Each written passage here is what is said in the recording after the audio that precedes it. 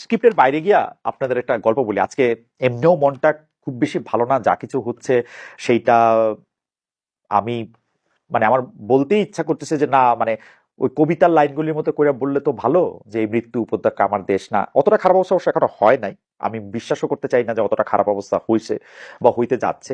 আমি শুধু আপনাদেরকে গল্পটা বলি।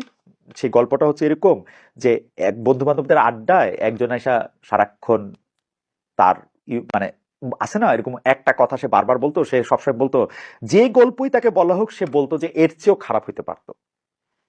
তো যে কোনো গল্পই তাতে একটা রস মারা যায়। আপনি অনেক কষ্ট করে অনেক কাহিনী করে একটা গল্প বললেন, অনেক ভয়ঙ্কর মনে হলো আপনার কাছে, হঠাৎ করে দেখা গেল যে ও বলতেছে এর চেয়েও খারাপ হইতে পারতো।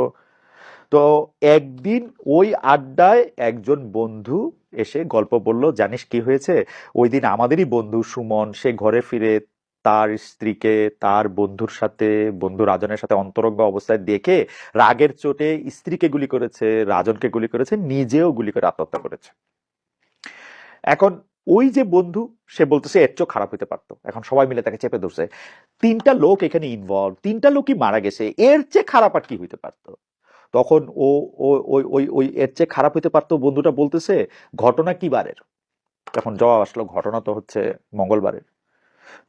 তখন ওই বন্ধু বলতেছে, ঘটনা যদি শনিবার ঘটতো তাহলে তো আমি মারা যেতাম। সুতরাং এইটা বিশ্বাস করেন যে সবকিছুই এর চেয়েও খারাপ হইতে